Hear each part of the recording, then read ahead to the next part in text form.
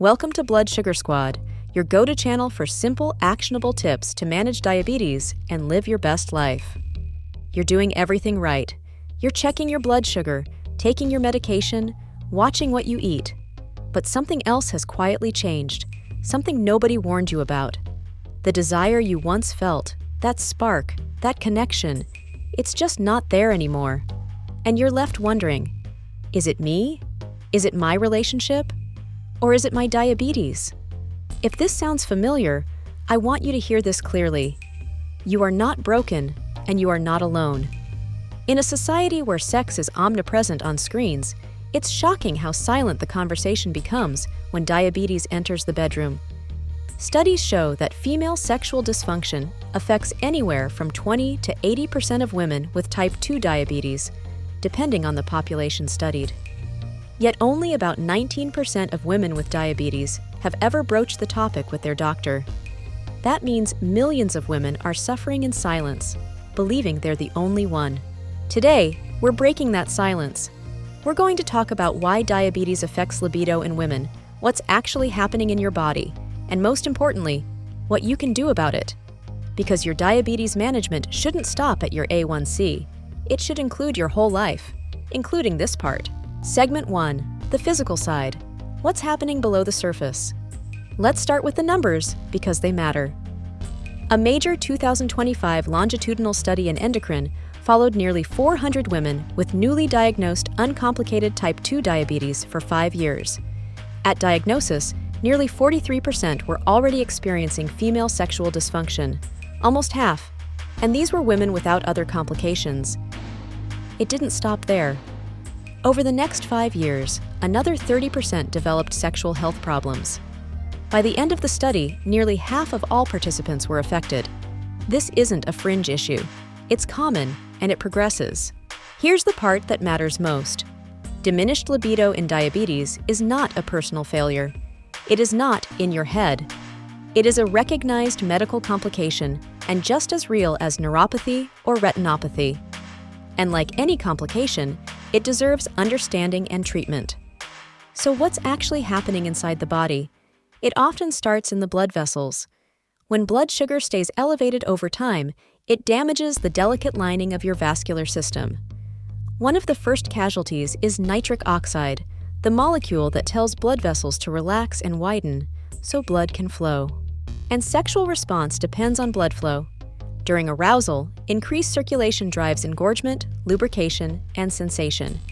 But when chronic hyperglycemia blunts that nitric oxide signal, less blood reaches the tissues that need it.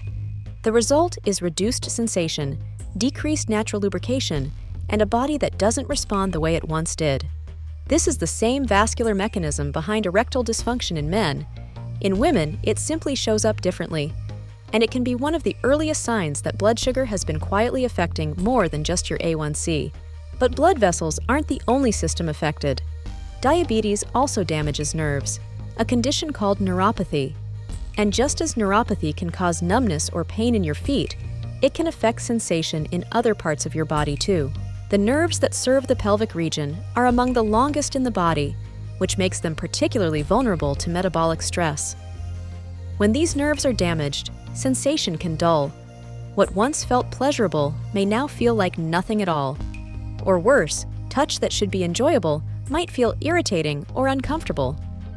This nerve damage also affects the automatic responses your body makes during arousal. The coordination between brain, blood vessels, and nerves becomes disrupted. The result is a disconnect between desire, wanting to be intimate, and physical readiness.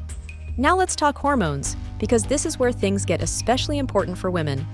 We often think of testosterone as a male hormone, but women produce it too. And in women, testosterone plays a critical role in sexual desire. In the 2025 study we discussed, one finding stood out.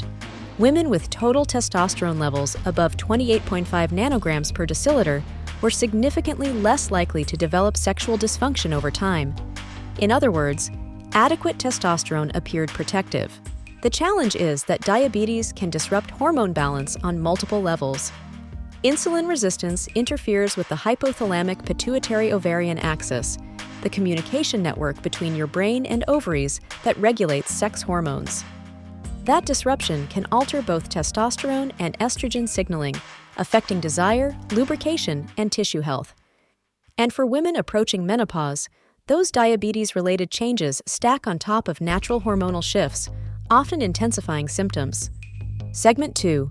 Beyond the physical, the psychological and relationship dimensions. Here's what doesn't get talked about enough. The physical side is only half the story. For many women with diabetes, the psychological impact is just as powerful and often more complicated. Living with a chronic condition changes how you see yourself. Injection sites, pumps, sensors, and even arguing with insurance are constant reminders that your body needs management. Over time, that can quietly erode confidence. Some women begin to feel less attractive, less spontaneous, less at ease in their own skin. When your brain is already maxed out, desire doesn't exactly rise to the top. Sex can start to feel like another task instead of a source of connection. Depression and anxiety, both more common in people with diabetes, add another layer. They directly dampen libido, and research continues to show they're strong predictors of sexual dysfunction in women. It can become a loop. Diabetes strains mental health affects desire, strained intimacy affects relationships, and relationship stress feeds right back into mental health. And suddenly, it's not just about hormones or blood sugar anymore. Sexual dysfunction doesn't happen in a vacuum.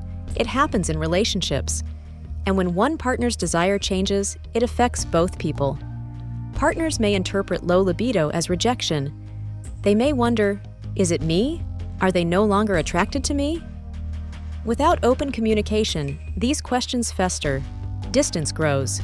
Resentment builds. The same 2025 study found that diabetic status, being in a relationship versus single, correlated with sexual dysfunction. This doesn't mean relationships cause the problem. It means the problem becomes more visible and more consequential within relationships. But here's the hopeful part. Relationships can also be part of the solution. Couples who communicate openly about the challenges, who approach intimacy with flexibility and understanding, often find new ways to connect that don't depend on perfect physical function. Segment 3. What you can do. A practical roadmap. While the list of challenges is long, the list of solutions is longer. Let's start with the foundation. The 2025 study found that weight loss of 3 points or more on the BMI scale predicted remission of sexual dysfunction. That's not about fitting into a certain dress size. It's about reducing the metabolic stress on your body. Even modest, sustained weight loss improves insulin sensitivity, reduces inflammation, and supports hormonal balance. The same study found that therapeutic patient education, structured diabetes education, significantly reduced the incidence of new sexual dysfunction and increased the likelihood of remission. Knowledge truly is power. Understanding what's happening in your body reduces fear and gives you a roadmap. Blood sugar consistency matters too. Chronic highs damage vessels and nerves. Reducing variability, the swings between highs and lows, takes stress off your entire system. This isn't about perfection, it's about progress.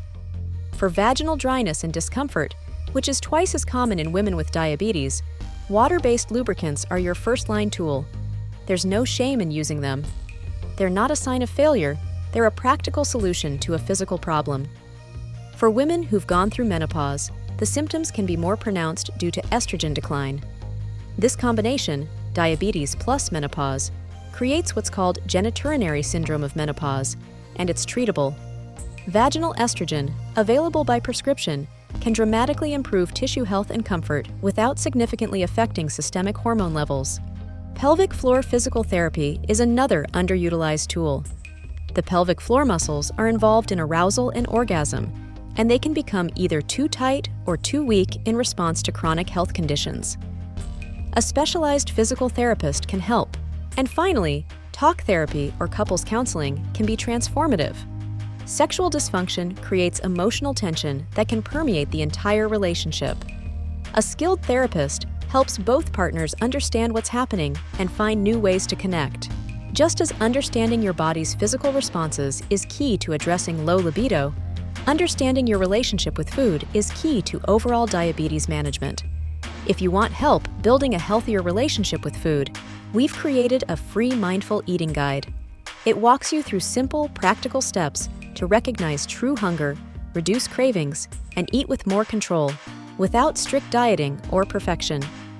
To download your free copy, just scan the QR code on screen or use the link in the description below. Segment 4, Final Thoughts.